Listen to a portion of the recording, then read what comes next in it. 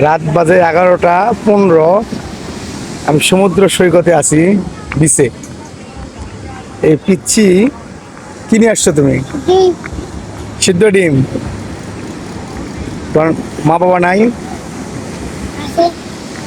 তারপরে সাগর পাড়ে কতদিন হলো এই ডিমের ব্যবসা করো তুমি? ছোট থেকে করি এখনো। এই রাত করে ডিম বেচো? একটা আজকে এই বন্ধু কতটা ডিম বিক্রি হয়েছে? 12টা বিক্রি করছি। 12টা। তুমি কতগুলো করে ডিম নিয়ে আসো? 25টা করে, 20টা করে। 25 টাকা। খুব ভালো লাগলো ছোট ছোল। এই এখন পড়াশোনা করার জীবন, এই বয়সে আসা সে রাত্রিবেলা সাগর পারে। সাগরের গর্জন কেমন? বড়। সে না ভালো লাগে? আমাদের তো ভয় লাগিচ্ছে।